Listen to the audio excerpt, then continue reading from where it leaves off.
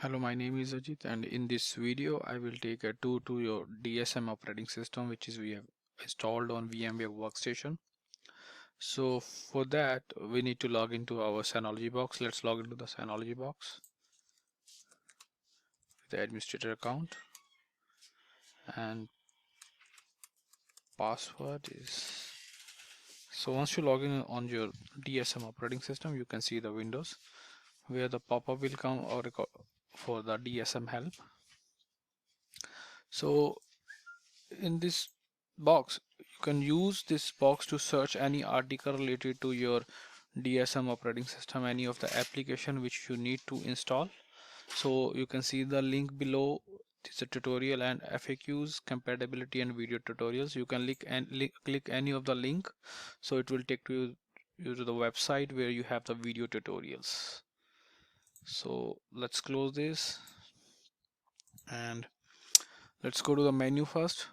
On the left top corner you can see the 4 boxes are there. You want to click on that. It's a main menu where you can see a number of options you have. Let's go to the control panel. Control panel is the main option which you have in the Synology DSM, which contains all the categories and all the option under that categories. So right now we are under the basic mode of the control panel, and under the basic mode we have 4 categories, and 4 categories we have few options. But you can switch your control panel to the advanced mode. You can go to the right top corner. You can see the advanced mode. You need to click on the advanced mode. Once you can click, you can see there are few options which has increased. So there are 4 categories: file sharing, connectivity, systems and privileges. Let's start with the file sharing first. So file sharing we used for to share the files or folders on your local area network. If you go to the share folder, you can create any folder under this. You have to click on the create. You can create a test folder. Description can be anything. Next, next, next, apply. Once the folder is created, you can see a next option to give the permissions. So here you can give a permissions to n number of users, which access you want to give to the particular user, or any group you can also mention here. You can see local users are there and local groups are there. So this is under the file sharing, share folder options. Let's go to the back home. We can click on home button to go back. Then we have file services. So when you click on the file server, it will show which file services are currently enabled on the DSM operating system. You can see SMB is enabled, AFP is enabled, and NFS is still disabled. We can also enable NFS. So once it's enabled the NFS, you can access the share folder from your Linux operating system also. Then we have FTP services, TFTP, rsync, and then in advanced we have file fast clone and Bonjour. So you can use these file services to enable the options. Then we have a users. Under the users, you can create n number of users for your organizations. Let's take an example. If you want to create a users for backup engineers, you can create it here. Then we have a group. Group is to create a group in the company, like we create a group in Active Directory called OU. So we can do the same here also. We can create an organization, or you can call a group here, like a sales user and admin users. Then we have a finance user, so we can create and we can give a specific permissions. Then next is domain and LDAP. So this option we use where we have more than 50 users, where we have a centralized Active Directory, and we want that users can access the file server from Synology using AD credentials.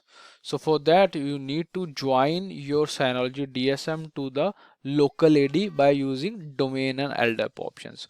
Once it's joined to the LDAP or AD to your local network, you can see all the users which come under users and computer under your users category. So under the users it will show the Active Directory category also. Then next is, let's go back to the home, connectivity. So under the connectivity we have 6 options. First is quick connect. quick connect is for the easy to connect discretion from anywhere. If you enable that option, if you have multiple Synology boxes or multiple Synology boxes in the network, so you can enable this option, and so you can access all the boxes from the centralized URL. So we use quick connect for that. Then we have external access. If we want to allow this particular Synology box to access from external location by using a public IP address or public dynamic DNS addresses. Then we have a network. Network is option which we use to create a or assign any IP address to the local LAN system. We can change the name, server name also.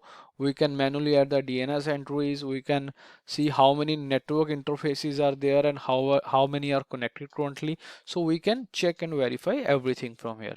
The next is DHCP server. So if you want to be this Synology to be a DHCP server, yes, you can enable it and make this server as a DHCP server. The next option is a wireless. If you have a wireless network, or if you have a, you can say, a modem in the company, and you want that modem can be run as a wireless in the network, you can use by using a Synology DSM. Then you have a security to secure your Synology box on the LAN or for the WAN access security. So you can use this security option. Okay, under that we have firewalls, a protection, what type of auto block you want under the accounts. If you want to install a third-party certificate from GoDaddy and any other website, you can add it here. Then next we have category is system. Under the system we have 9 options. Let's start with the info center. Under the info center, you can see the information of your device which you have installed on your network, the serial number of the model name, what type of CPU you are using, what are the clock rate for the CPU, how many cores that CPU is, what is the physical memory you have, what type of version you have installed, what is the system time, what is the uptime. You can see everything there from the info center. Same for the network, same for the storage, same for the which type of services are currently running on this device. Next is theme. So if you want to change the theme, you can change it from theme option. Right now we are using a dark theme. If you want to change to light theme, you can click on light and press OK. So right now we are using a dark theme only. Let's go to the regional options. Regional options is to configure your time zone for the Synology box. That is very important because when you use this box in the local network, you need to be synced with the local NTP server, because otherwise the AD sync will not work properly. Next is performance. By default it's enabled. It's a memory compression to improve your system responsiveness. Next is notification. If you want that whenever your system gets shut down, your system get restart and you get a notification, yes, you can configure here under the control panel under the notification. Once you have configured your SNMP and IMAP settings, then you will able to receive the notification on your email. As also you can configure under your SMS also. Next is task scheduler. This is used to schedule the task on your Synology box. Next is related to hardware and power. Here you can see what type of hardware and power options given by a DSM. You can schedule a power schedule also. You can use SSD hibernate also. You can use a UPS option also if you have a SNMP UPS. Next is external drive. If you want to map external drive, if you want to map any printer through that, yes, you can add it by using a external device option. Any type of external device. You can see the printer is also here. Add a network printer, you can give the IP address. So this can be your print server also. Then next is update and restore, where you can see all the updates came from the internet. You can see everything under update and restore. So these are the all options we have under the system. Next is applications. So under the application we have 5 options. Number 1 is privileges. Privileges is type, what type of privileges is given to the user. For example, right now I'm admin user, so I have a full privileges on DSM, FTP, file station and rsync. For example, same we do for a new user or new engineer who came in the company, and we want that he is the only one who can manage our Synology box, but in the proper limitations, so we can give the permissions from the privileges. Then we have a application portal where you can see what type of application can be accessed and how we can control it. Next is index services. We need to enable for to index services. For that, if you want to search any file and folder under the Synology box, yes, you can search it very easily by enable indexing services. Then we have a shared folder sync. This used if you have a 2 or 3 Synology boxes and you want to use as a high availability, and your data can be synced to the all 3 boxes. Then we have a terminal and SNMP. By default, SSH, Telnet and SNMP is disabled. We can enable it by using under the terminal and SNMP option. So these are the all options we have a control panel which you can use on your day-to-day activity task as a backup engineer. Let's close this and let's go to the next option we have is a file station. Under the file station, you can see all the folder created in the Synology box. So this is just to create it. If you want to create any extra folder under that folder as a subfolder, you can create from here. The next option you can see is easy internet. So you want that use easy internet helps configure your network so you are able to access this station over the internet. I'll go to next. Through a router, through a PPO direct connection, you can set up from via using EZ Internet Wizard. Next option, you have a package center. So Synology has inbuilt software repo. So if you want to install any application related to backup, Active Directory, antivirus, central management, DNS server, Java, any web application, you want to make this server as a proxy server, you want to make this server as a box as a Synology chat server, you want to use this as a surveillance station, so you can go to the packages and install it and configure it. Once it's configured, you can use as per your requirement. The next option we have is a resource monitor. So from here you can monitor the all type of resources which you have. You can have a CPU, memory, network, disk, volume and iSCSI. Let's go to CPU. What type of CPU utilization have, you can check it here.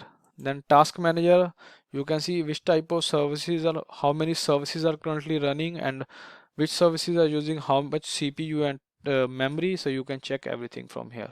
And how many connected users are currently, we have only one connected users. So next option we have is a storage manager. So storage manager is a very important option you have.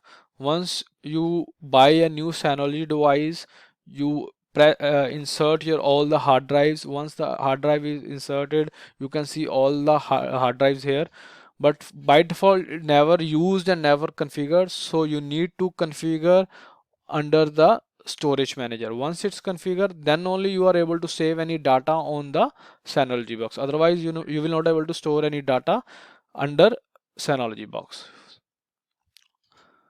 So next is universal search. If you want to search file everything from here, you can use as universal search once at a time. Then you have a log center where you can see what log centers are related to your CPUs. Related to your CPU, related to your number of logs, when you have login, when who is the normal user, when his link goes up, when his link goes down, and the notification type. You can put the limit under the notifications also. Let's close this. Next option we have is uh, auth services. Auth services is used for the authorization. Right now we don't have any application on it. We can use for the authorization. like which user can revoke and which user cannot revoke the services. Next option you have is a security advisor. This is a very important for the server admin or backup engineer to monitor and to make secure of your Synology using a security advisor. If you don't have any options or any idea how you can secure your Synology box or Synology storage, you can go to security advisor. It can give you the proper advice. If there is a malware is there, if system need any checked information, if you need any few more accounts, you want to secure the accounts, so you can check and see everything under the security advisor. The next option you have a support center. This is directly go to the support center, but you need to configure with your Synology account. The next option you have iSCSI Manager. This option comes where if you want to map this Synology storage with your VMware ESXi hypervisor or any of the Linux virtualization platform. Even you can map this folder or use the space from the Synology to map under your Windows and Linux server. So you need to create the LUNs, you need to create the targets. Once that both are created, so you can map your Synology box under your any of the VMware workstation, Linux workstation, any of the VMware servers, any of the Hyper-V servers. So these are the options which we have under the menu. So I can use and put this option under on my desktop also, which we call it, you can see it here. Then we have on the right top corner, 4 options are there. One is a notification. When anything happens, you can see a notification here. So once you log into your Synology account, you will get this screen and you will get the notification. So then we have from which user we have login, administrator, and which type of privileges administrator have. You can see it here. It can restart also, it can shut down also. Then you can use this search to search any file and any folder in the Synology box. Then you have a widget called, this is a widget for your system health and resource monitor. It can display on your screen 24/7 if you have enabled this widget. Okay guys, so we have gone through all the options which we have under the Synology DSM. So if you have any queries, you can ask under the comments. Please like, share and subscribe. Thanks for watching this video.